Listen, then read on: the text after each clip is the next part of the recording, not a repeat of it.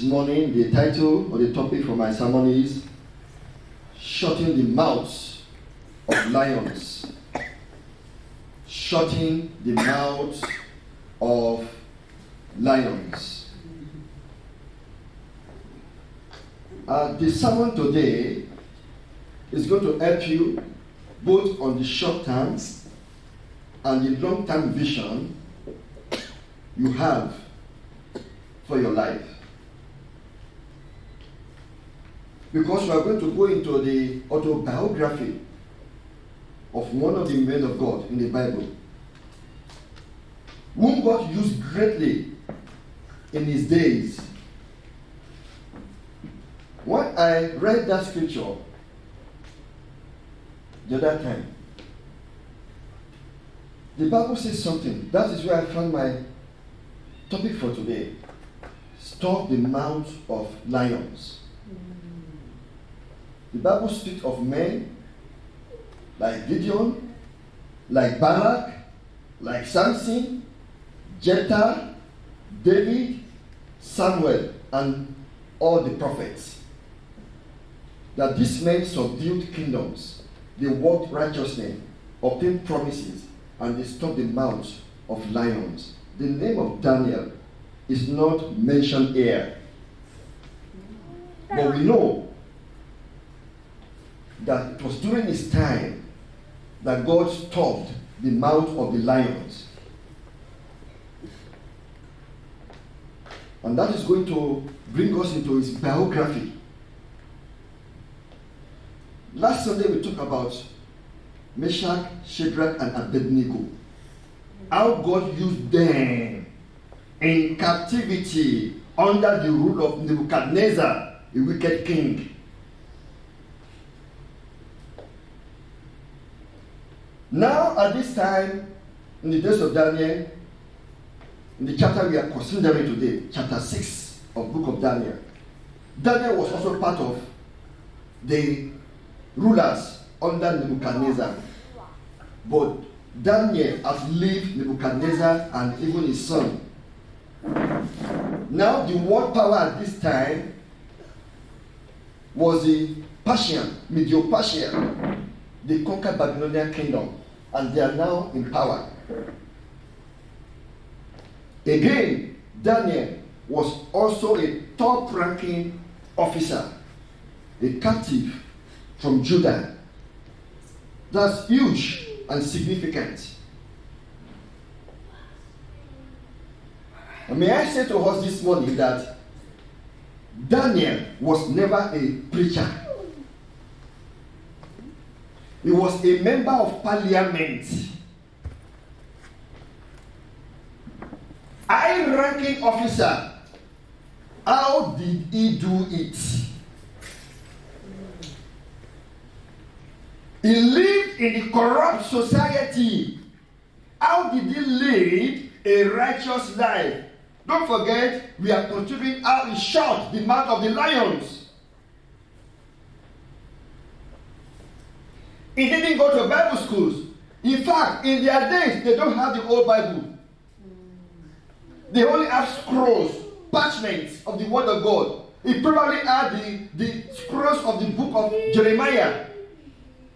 No complete Bible in his days. How did he do it that he did not soil his hands with corruption, fake with money, government money? How was he able to fast as a member of the parliament, top-ranking officer, a politician?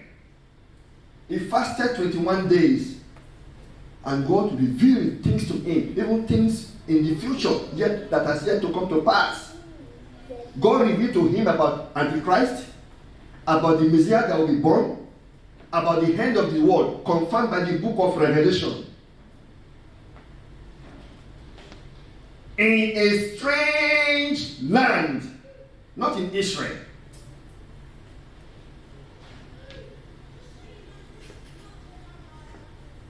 How did this man, Daniel, walk righteously among corrupt politicians? Why did Darius, the king, pick him again when they overthrew the kingdom of Babylonians and now under Medo-Persia? So that would take me to the book of Daniel chapter 6, where the mouth of lions was shut for the sake of Daniel. I want to see the qualities in the life of this man, this young man. May I say to us this morning that when I say shutting the mouth of lions, this could be either physical lions or spiritual lions. You know, we don't have that kind of judgment today where we throw human beings to lion to be devoured. The death sentence today is either you shoot them or you inject them or whatever, you hang them. They don't do that today. So spiritual lions we have, and we have physical, and we know that there is only one true lion, and it's the Lion of the tribe of Judah, who is the Lord Jesus Christ.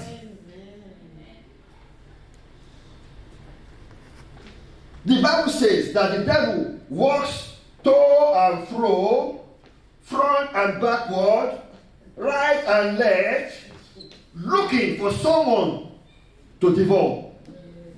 So the devil is an opportunist. So whenever he sees a crack somewhere, oh, there is my property here called sin, then there will be an inroad for the devil to attack such a person, or such a family, or such a company, or such a nation. When there is a property of the devil in something, it invites the devil in for an attack.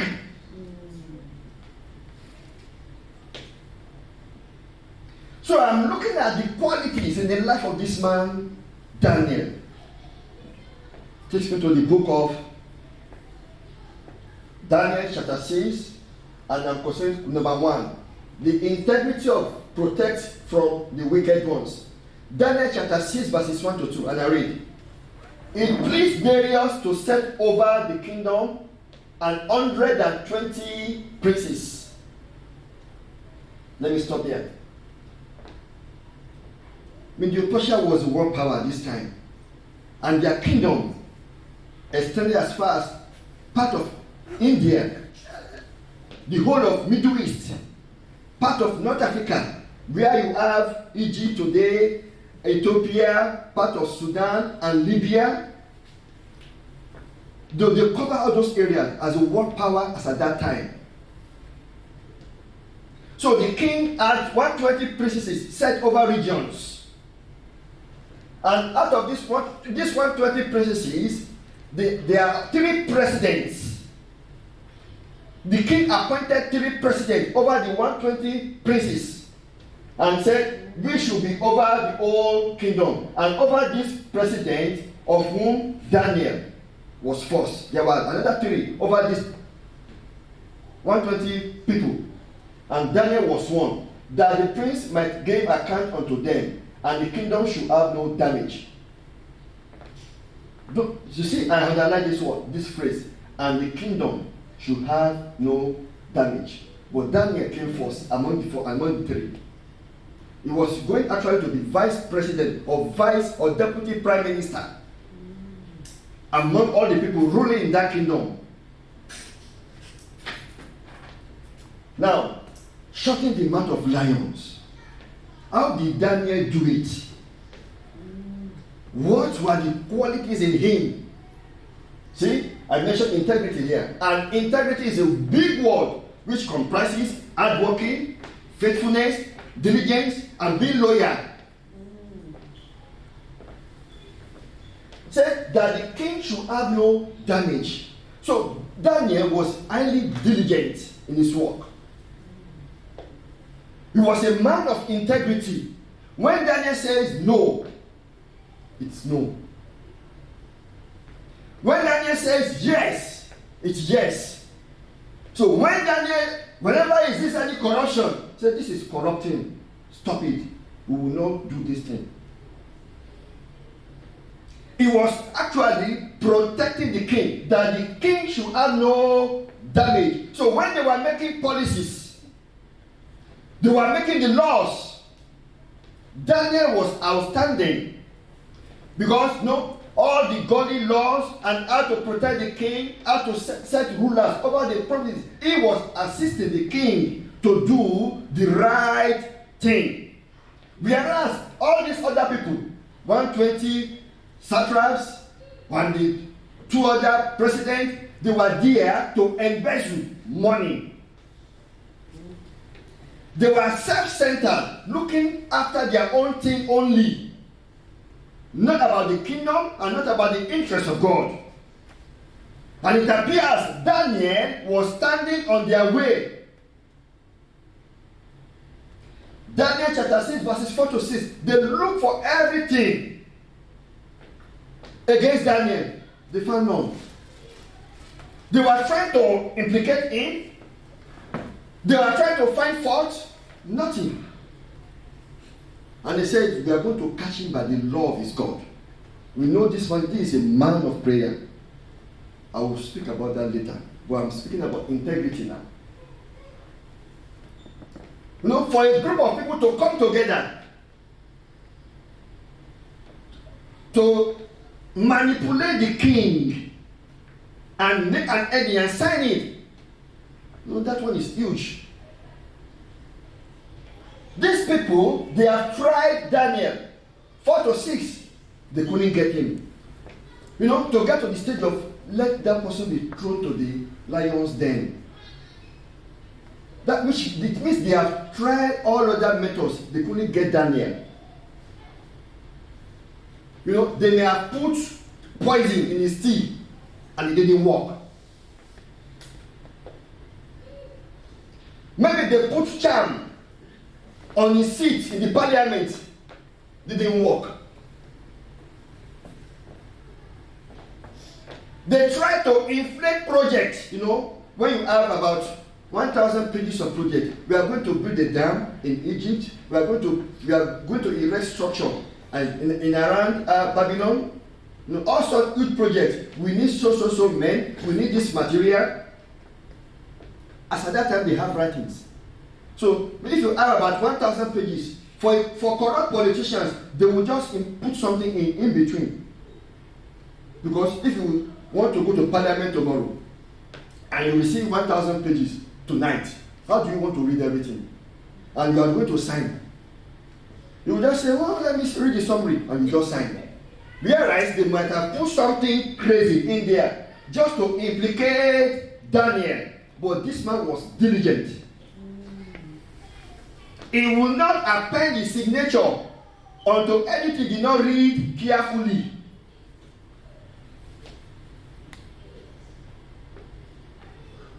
He paid attention to details. He was careful about policies. He was a man of integrity. It's better to read it. Let me just, please return to Daniel chapter 6. Daniel chapter 6. Let's read what the Bible actually says. There. Daniel chapter 6. Verses 4 and 6. So the governors and the satraps sought to find some charge against Daniel. Concerning the kingdom, they could not find no charge of fault, because he was faithful, nor was there any error or fault found in him. Then these men said, we shall not find any charge against this Daniel, unless we find it against him and concerning the law of his God. They dug into his past. No error. We all know that no man is perfect. We all had past life, especially when we were teenagers. We might have made some mistakes which we are not comfortable of telling people today. But these people went to his past. His colleagues, when he was young, they dug there to look for deaths. They couldn't find one. Just like human beings we are doing today. Just a few years back, in one country, the Congress, they were with the help of pressmen. Someone was appointed as a judge in the country, as maybe Supreme Court judge, and they dug into his past. They said when he was in the secondary school, he touched me inappropriately. So that is why he's not qualified to be a judge. Wickedness of human being. Who doesn't have a past? Who hasn't made a mistake in the past? Even the people who are sitting in judgment over him, they've done something worse. But God is faithful and gracious, digging into people's past and to find fault. Let me show you the Bible passage. But Christians are urged. We are urged to be diligent, and we need to be hardworking. We need to be men and women of integrity. The Bible says, and I read, 2 Corinthians 8:21. For we are taking pains. Can you read it? For we are taking pains to do what is right, not only in the eyes of the Lord, but also in the eyes of man. Very painful. You go extra mile. Sometimes it's not comfortable. Sometimes it's not convenient at all. But because you want to do something that is right, you just go ahead and you do it. You go extra mile at workplace.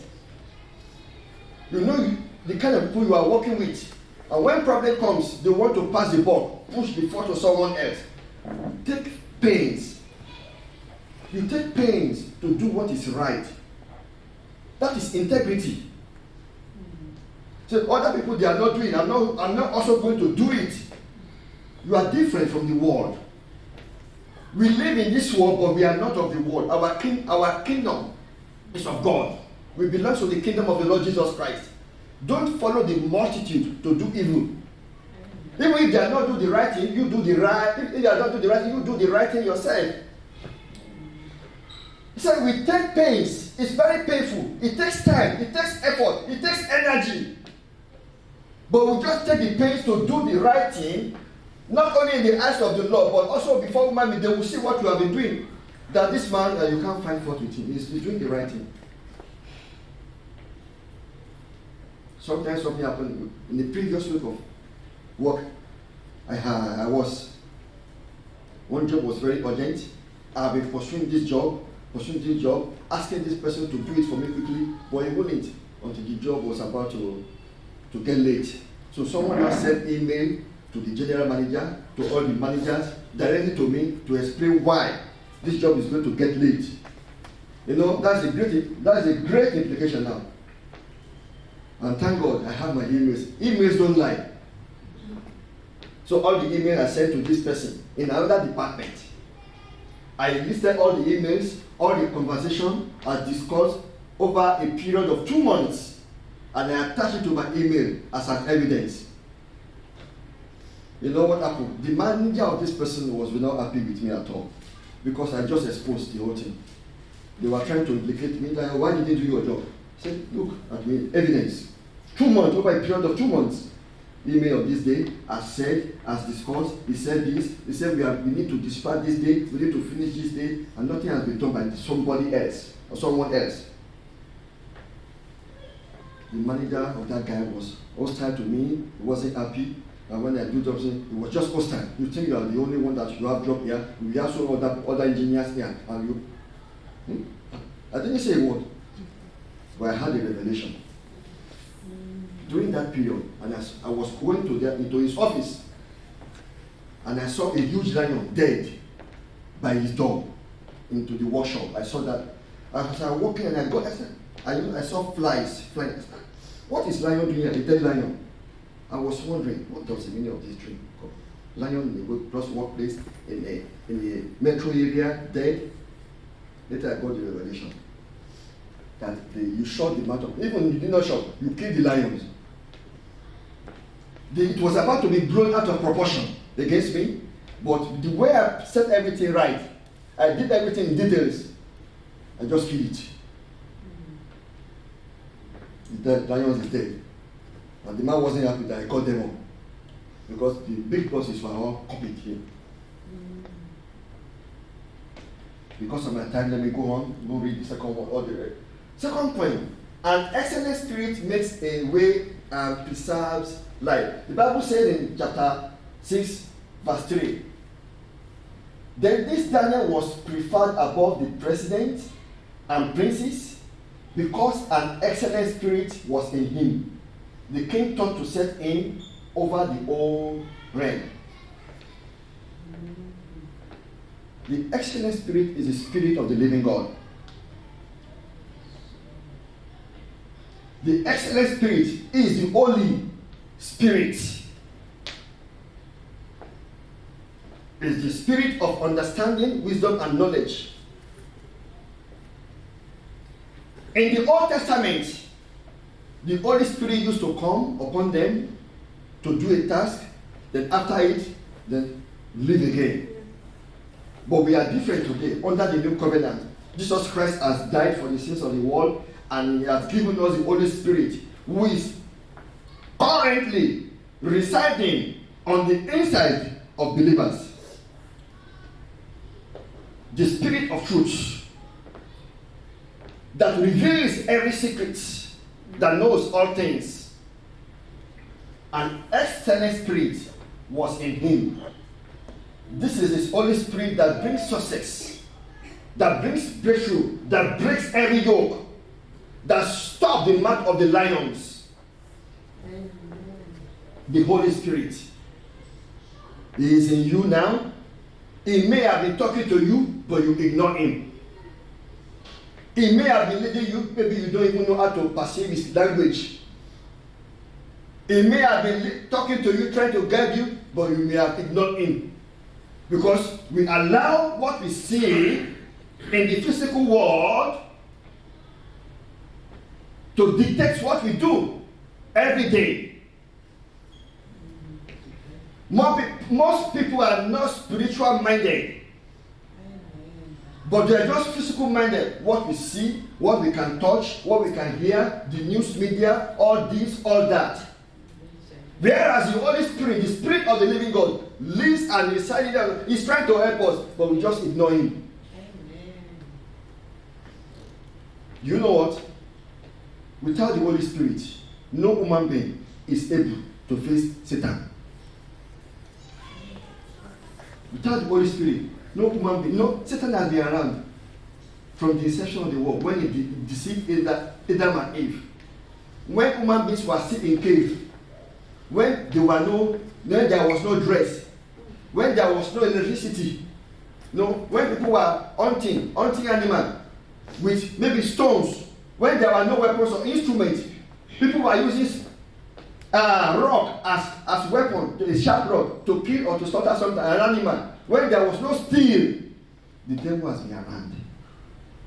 He has seen it all. When there was smallpox epidemic in the world, when there was all this Spanish flu in the world, all the plagues that started in the Bible, even today, the devil has seen it all. All the wars that ever happened on the face of the planet, this world, he has seen it all. He was behind all those evil things. World War I, World War II, he has seen it all. He has been around for more than 6,000 years here on earth now.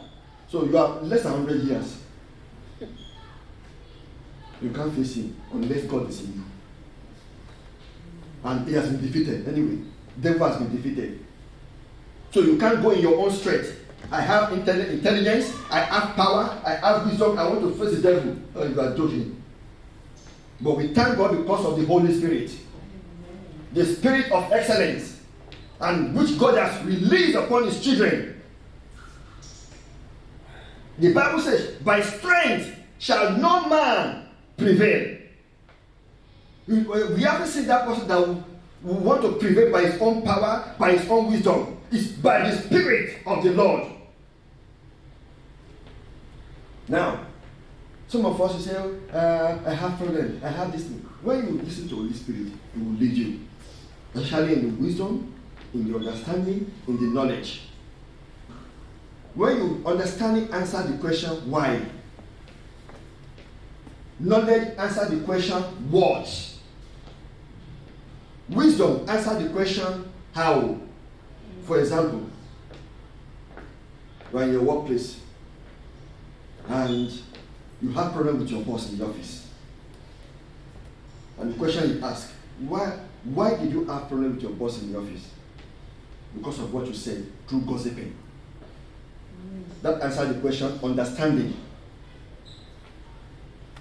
Now, what really happened? What did you say that made your boss mad against you? That's answer the question, knowledge, because of what I said through gossiping. Now, how can I reconcile with my boss? Go to your boss and apologize and stop gossiping. How? Why? What? How? Apply it to all situations. It helps if you care to listen. If you care to listen, every situation, at workplace, even in the church, at home, among peers, with your colleagues, with your friends, when problem arises, why this happen? What and how? The Bible says in the book of Isaiah 11 verses 1 to 2 about the Lord Jesus Christ. Isaiah was prophesying before Christ was born, and he said this about him. Seven Spirit of the Lord upon him. There shall come forth a rod from the stem of Jesse, and a branch shall grow out of his roots. The Spirit of the Lord, one, that is the Spirit of Yahweh, the name of God, shall rest upon him. Number two, the Spirit of wisdom. Number three, and understanding. Number four, the Spirit of counsel. Number five, and might. Number six, the Spirit of knowledge and of fear of the Lord. And seven, fear of the Lord. Seven Spirit of the Lord was upon the Lord, and is available to every one of us. I've just mentioned just three: understanding, knowledge, and wisdom. See, might is there, counsel is there, fear of the Lord is even fear of the Lord. When you see someone who is arrogant, doesn't fear God at all, that shows that maybe he's an atheist. No respect for God at all. You don't value the things of the Holy Spirit. No Holy Spirit is there at all. All this apply to your life. It answers all questions. It solves all complex problems. If we can seriously and diligently apply this to our lives. I'm not talking about vain things. I'm talking about applications to life situations. This spirit was upon Daniel. So when they were discussing, we want to do this in the parliament, we want to do that thing, Daniel will do like this. We'll be watching them. And when he raises his hand, once he speaks, no one speaks again. He brings solution. He will suddenly bring solution. One of my pastors in the 80s said something. When someone died in the church, he just said openly, who will help me now? Who will help me with these church things? He said, this person who just died has been my right-hand man. He has been of great help to me. So when they were in the church council, trying to fix a problem, or try to do whatever, anything anyway, this person will say this, that person will say that person will say that, and the pastor said, during his burial, and he said, this person who is in casket here, he won't say a word. He will allow everybody to speak. He will just do like this, be watching people. And once he raised his hand up and speaks, that's the end. The solution comes. The Spirit of wisdom, counsel of the Lord upon his life. He was a pharmacist and he just died. We all have the Spirit of God. Please listen to him. Listen to the reason. That helped Daniel a lot. Number 3, pray in accordance to the word of God. put the enemies at bay. You know what happens? This man went to the king, sent an edict. Nobody prays to you in this kingdom for 30 days. But they praise to the king only, not to any god, but to you, O king. King did not ask anybody to pray for him, to pray on him. He wasn't an arrogant fellow. But all these satraps and the two other presidents, they were trying to look for a fault in Daniel, just to bring him down, just to finish him off. You know what Daniel did? And the Bible says. And before I say that, when in Medo-Persia, once the king signs an edict, it cannot be reversed. Even the king cannot reverse it. King sign in the presence of satrap and president is done. Don't change it. Now Daniel 6:10-11. And when Daniel knew that the writing was signed, he went home in his upper room with his windows open toward Jerusalem. He knelt down on his knees 3 times that day and prayed and gave thanks before his God, as was his custom since early days. Then these men assembled and found Daniel praying and making supplication before his God, and they caught him. The moment Daniel realized that the king had signed the edict, that did not stop him from praying. Because he knew what he was doing. He knew that you don't break the king's commandment. It has been signed into law for 30 days. And also Daniel knew that if they did this for 30 days and they didn't get me, they will increase it to 1 year. So that means for 1 year you don't pray to God. And if that didn't catch me, they will increase it to 10 years. If they didn't get me, they will just ban my religion. Don't pray to any God again.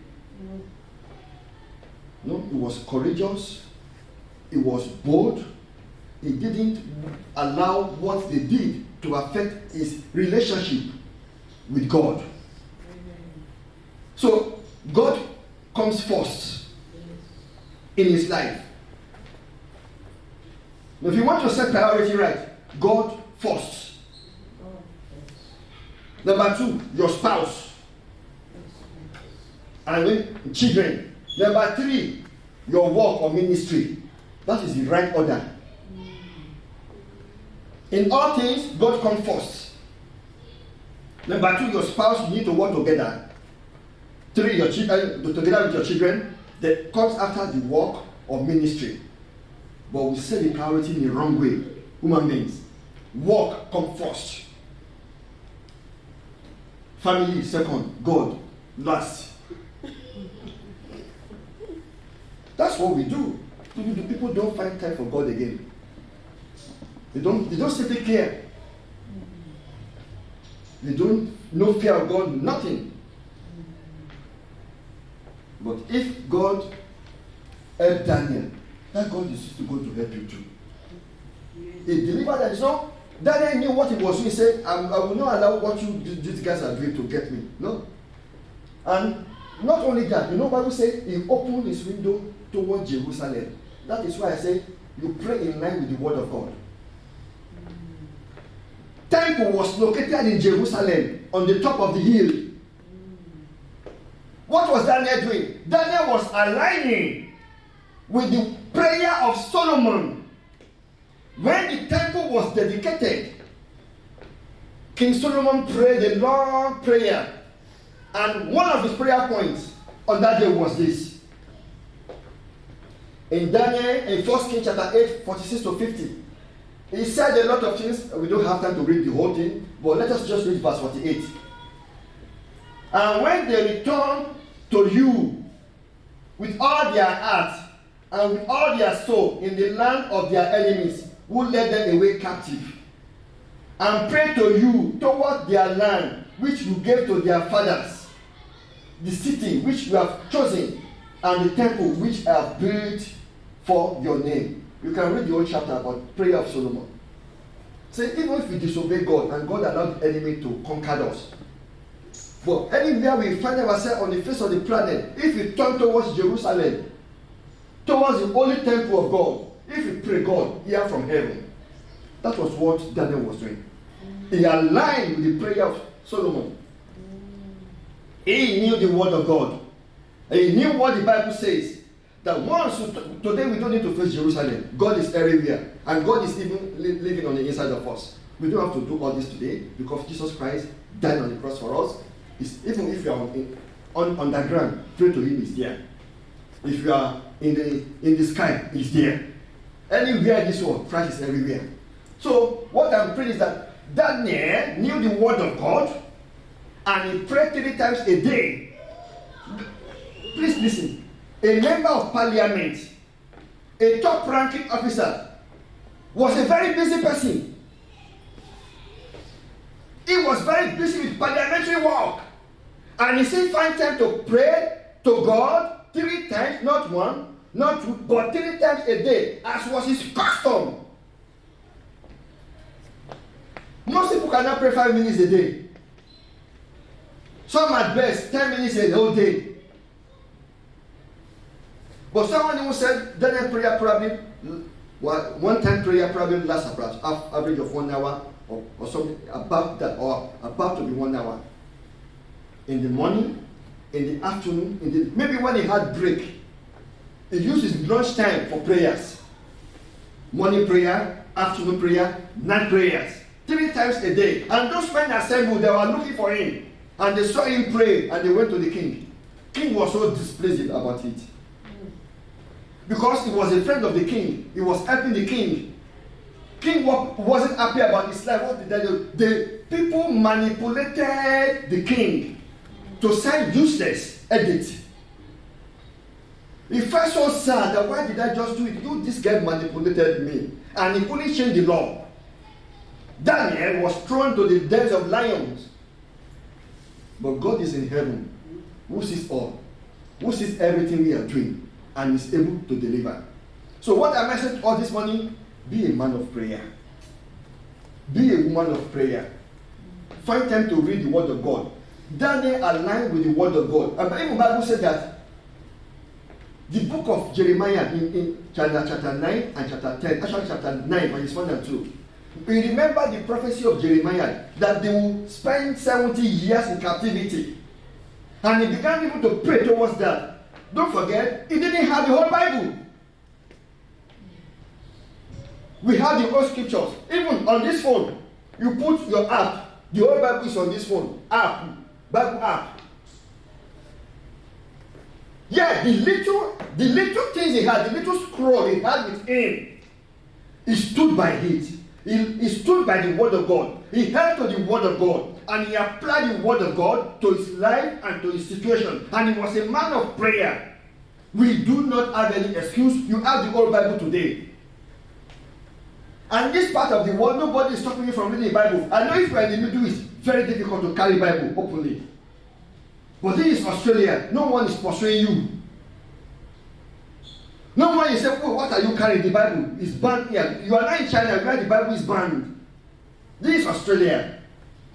No excuse for anyone.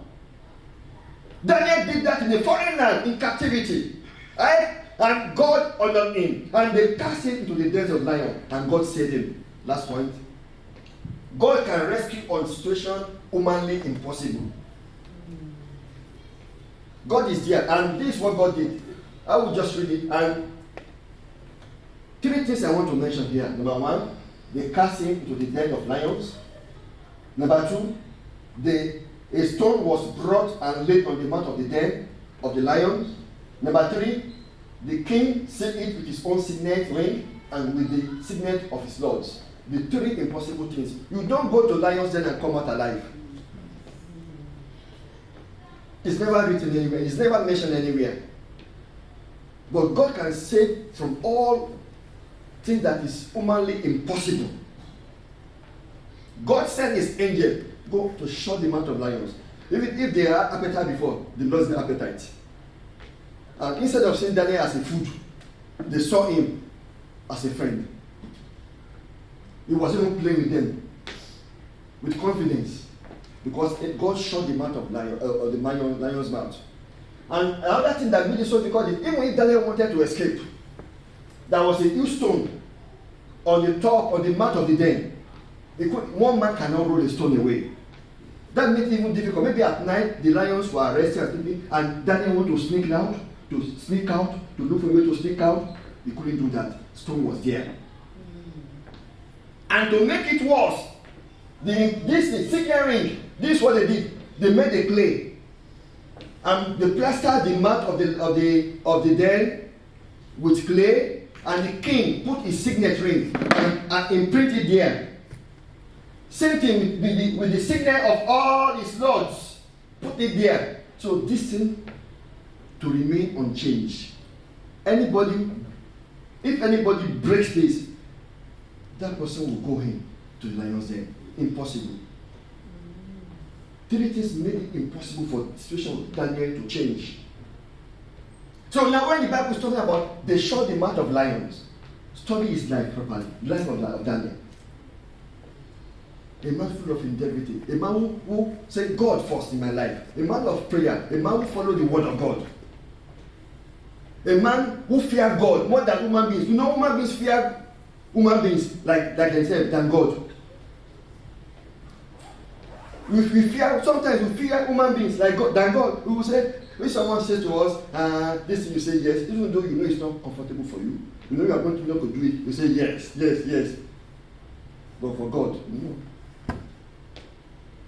And you know, the other Bible passage, and Daniel said something when the king couldn't sleep overnight. King was just restless, he wasn't happy. But early in the morning, he called to Daniel and he said this, my God sent his angel and shut the lion's mouth so that they have not hurt me. You want to shut the mouth of lions, both spiritual lions or physical lions? Study the life of Daniel. Even in captivity, the Lord was with him. In captivity, he lived his life for God. He lived a distinguished life. He was a man of integrity. He was a man who was committed to serving God in a foreign land.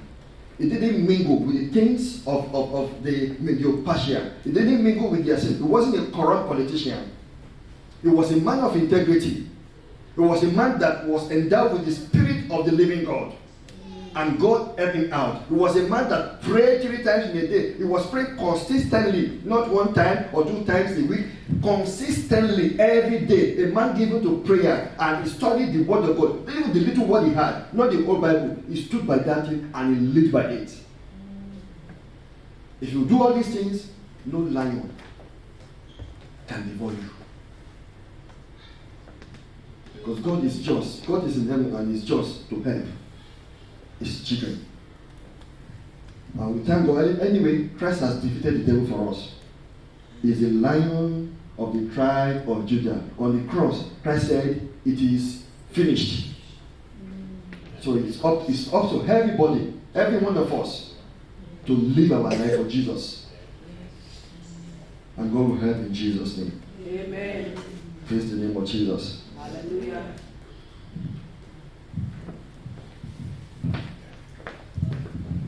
Amen. Amen. Praise the Lord. Hallelujah. Thank God for His blessing upon our life. Thank God.